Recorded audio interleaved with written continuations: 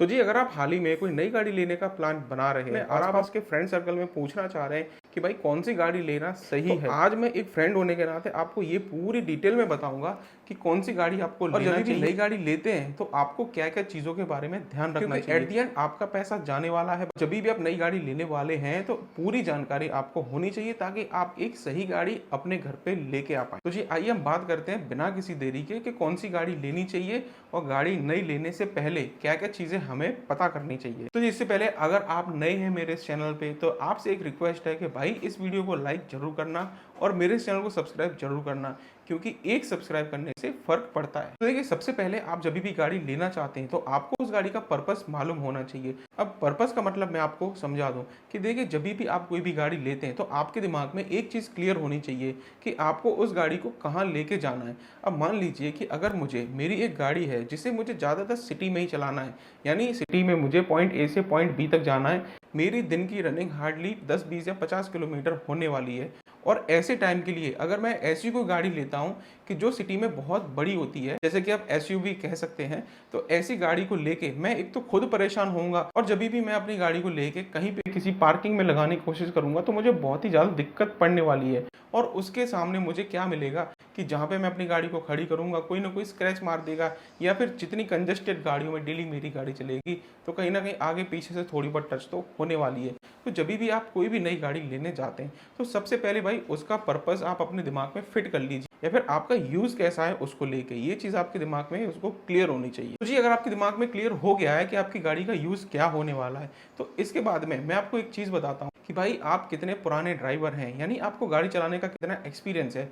अब देखिए यहाँ पे एक चीज़ होती है कि हम जब भी गाड़ी लेने जाते हैं और हमने मान लीजिए बड़ी गाड़ी ले ली है और मुझे जैसे उस गाड़ी को चलाने का एक्सपीरियंस ही नहीं है, तो यहाँ पे मैं सबसे ज़्यादा क्या प्रॉब्लम करूँगा, कहीं पे भी मैं सिटी में लेके निकलूँगा या तो मैं किसी को घिसट दूंगा या फिर किसी जगह पे बेकार में मेरी गाड़ी टच हो जाएगी।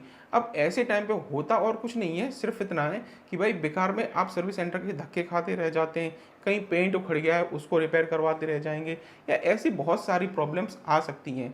तो यहाँ पे सजेसेबल यही होता है कि जब भी आपको अच्छी तरह से गाड़ी चलाना नहीं आती, यानी आप इनिशियली दिनों में आप गाड़ी को सीख रहे हैं और सीखने के बाद में तुरंत आपने गाड़ी ली है, तो कोई हैचबैक से आप शुरुआत कीजिए।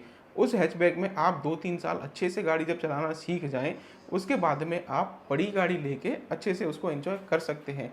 अब यहाँ पे भाई कुछ लोग ये कहेंगे कि 2-3 साल में कौन गाड़ी सीखता है, तो देखिए सीखने वालों की बात ऐसी है कि किसी लोगों को कितनी भी जल्दी गाड़ी चलाना आ जाएगा। तो देखिए जब भी मैं गाड़ी सीखने की कोशिश करूं तो हो सकता है कि मैं 10-15 दिनों में गाड़ी इजीली सीख सकता हूं, पर यहाँ पे एक चीज और आप ये देखिए कि गाड़ी को सीखना और गाड़ी को सही से चलाना दोनों अलग चीजें हैं, क्योंकि ये सारी चीजें आपको एक्सपीरियंस के साथ आती हैं।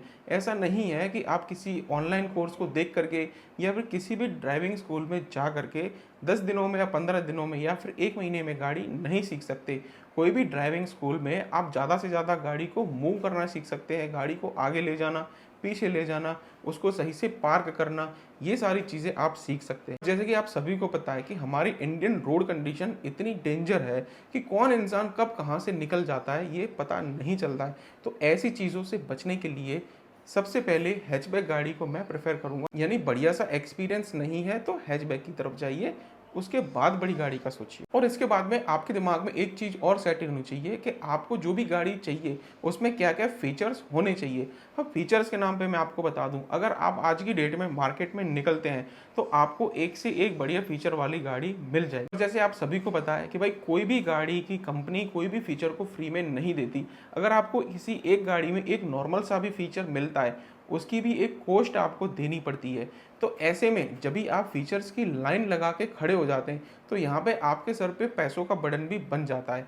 तो आपकी चॉइस कौन सी है, फीचर वाली है या फिर इंजन से रिलेटेड है, वो आपको पहले से श्योर होना चाहिए। अब अगर हम बात करें फीचर्स लोडेड गाड़ी की, तो यहाँ पे मैं आपको बता दूं जिस गाड़ी में सारे के सारे फीचर्स दिए गए होते हैं उसमें 80% फीचर्स ऐसे होते हैं जिसके लिए हमने बहुत ही ज़्यादा पे कर रखा है, पर उन फीचरों को हम शायद कभी भी यूज़ नहीं करने वाले।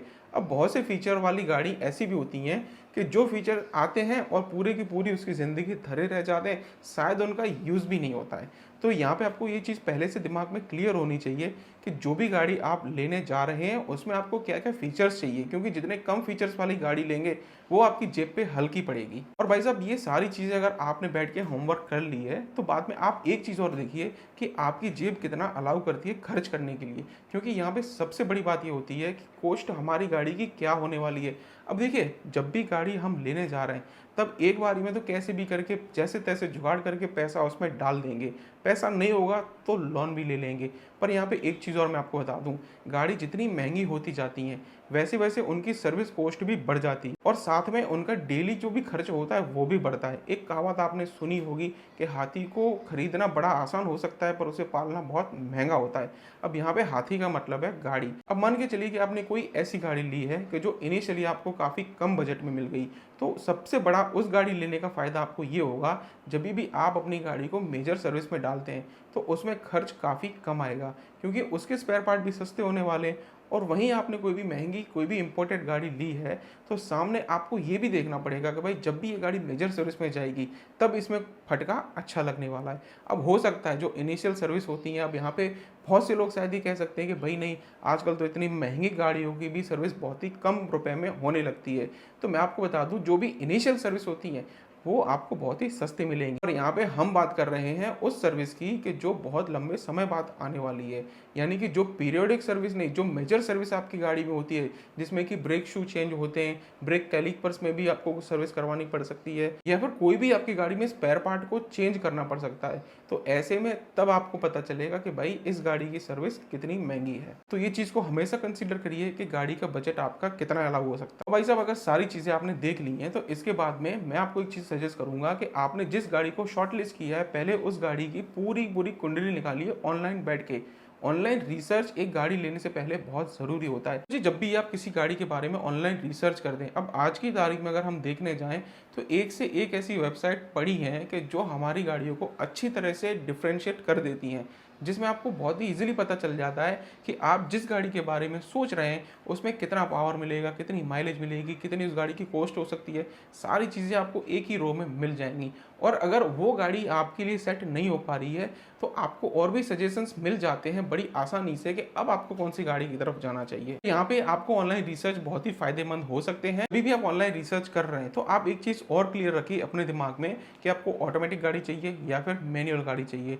पहले तो मैं आपको दोनों का डिफरेंस बता दूं, जो भी गाड़ी मैनुअल है वो आपको थोड़ी सस्ती मिलेगी, ऑटोमेटिक गाड़ी थोड़ी महंगी मिल सकती है। अब ये तो पैसों की इनिशियली बात हो गई, पर यहाँ पे एक चीज़ और है कि जो गाड़ी के 5 साल बाद आपके पास आने वाली है, अगर आप लंबा रखने वाले हैं अपनी गाड़ी को तो सीधी सी बात है भाई आपकी गाड़ी में कोई ना कोई ऑटोमेटिक जो भी ट्रांसमिशन है उसमें खर्च आने ही वाले हैं। खर्च मैनुअल ट्रांसमिशन में भी आएंगे, पर कंपैरेटिवली अगर बात करी जाए तो मैनुअल गाड़ी की क्लच प्लेट हो गई या फिर और भी कुछ ऐसे कंपोनेंट हो गए जो गियर से रिलेटेड होते हैं वो काफ़ी सस्ते आते हैं कंपैरेटिवली ऑटोमेटिक गाड़ी। तो जब भी आप ऐसी चीज़ लेना चाहते हैं, जब भी आप गाड़ी को लेने की सोच रहे हैं तो अपने दिमाग में फिट बिठा के रखिए कि ऑटोमेटिक लेनी है या फिर मैनुअल लेनी है। और एक और बात, अगर आप सिटी ड्राइव है आपकी, ज़्यादातर आप 80% गाड़ी सिटी में ही चलाने वाले हैं, तो मैं आपको मैनुअल गाड़ी नहीं ऑटोमेटिक गाड़ी सजेस्ट करूंगा। क्यों? क्योंकि ऑटोमेटिक गाड़ी होगी तो आपको बम्पर टू बम्पर ट्रैफिक में बड़ी आसानी पड़ती है उसको मूव करने की। और अगर आपकी ज़्यादातर ड्राइव हाईवे टू हाईवे होने वाली है तो ऐसे में मैं आपको सजेस्ट करूंगा कि भाई मैनुअल गाड़ी लीजिए, क्योंकि सबसे बड़ी बात यहाँ पे इस गाड़ी को चलाने का जो मज़ा है वो आपको कभी भी ऑटोमेटिक गाड़ी में नहीं मिल सकता है और मैनुअल गाड़ी आपको बहुत ही अच्छा फील देगी। रही बात शायद कुछ आने वाले समय में मैनुअल गाड़ी आपको दिखना कम हो जाए, तो अभी वक्त है, अगर अभी कभी गाड़ी लेना चाह रहे हैं तो मैनुअल गाड़ी जरूर लें। सब गियर्स से हट के हम आते हैं हमारे फ्यूल टाइप पे। देखिए मेनली हमारे मार्केट में 3 तरह की फ्यूल की गाड़ी बहुत ही इजीली मिलती है, जिसमें पेट्रोल हो गया, डीजल हो गया और सीएनजी हो गया। अब वो बात अलग है कि हमें एलपीजी वाली गाड़ी भी मिल जाती है, ईवी भी मिल जाती है। फिलहाल हम बात करते हैं इन 3 फ्यूल के बारे में, पेट्रोल, डीजल और सीएनजी।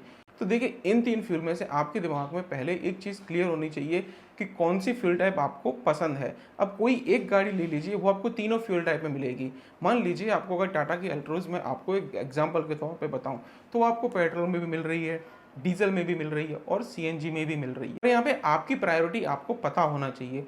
अगर आप दिल्ली एनसीआर वाले रीजन में नहीं रहते हैं तो आप डीजल वाली गाड़ी कंसीडर करिए, या फिर आप बेशक कहीं पे भी रहते हैं, आपको पसंद है डीजल वाली गाड़ी तो आप वो ले सकते हैं। अगर आप अपनी गाड़ी को बहुत ही लंबे समय तक रखना चाहते हैं तो पेट्रोल या फिर सीएनजी गाड़ी आप लीजिए, उसे आप 15 साल तक इजीली चला सकते हैं। तो जी ये थी कुछ चीज़ें, और जब ये सारी चीज़ें आप अपने घर पे बैठ के होमवर्क करके कंप्लीट हो जाते हैं, इसके बाद में आपको क्या करना है कि आपको जाना है किसी भी एक डीलरशिप के यहाँ पे, उसके पास जाके जिस गाड़ी को आपने शॉर्टलिस्ट किया है उसका टेस्ट ड्राइव मांगिए। अब यहाँ पे ये भी हो सकता है कि शायद आपको उस गाड़ी का टेस्ट ड्राइव वहाँ पे ना मिले, तो देखिए यहाँ पे घबराइए मत।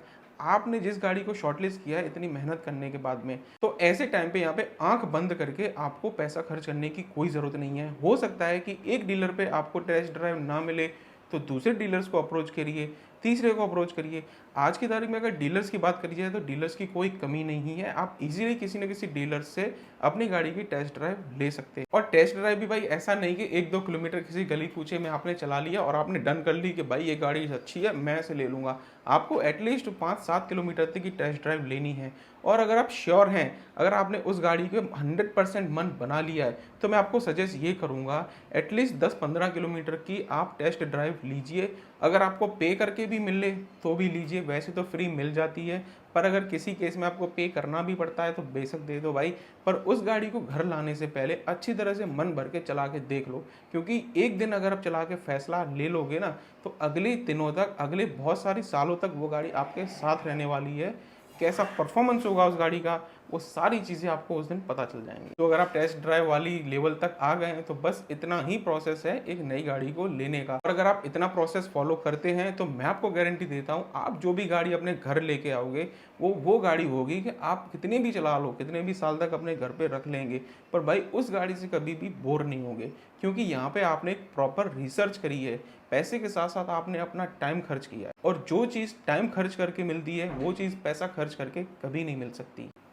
तो जी जानकारी कैसी लगी कमेंट बॉक्स में जरूर बताना, और ऐसी ही जानकारी वाली वीडियोस के लिए आप मेरे चैनल पे जुड़ सकते हैं केवल इस चैनल को सब्सक्राइब करके। तो जी मिलते हैं किसी ऐसी ही वीडियो के साथ अगली किसी वीडियो में, तब तक के लिए जय श्री राम।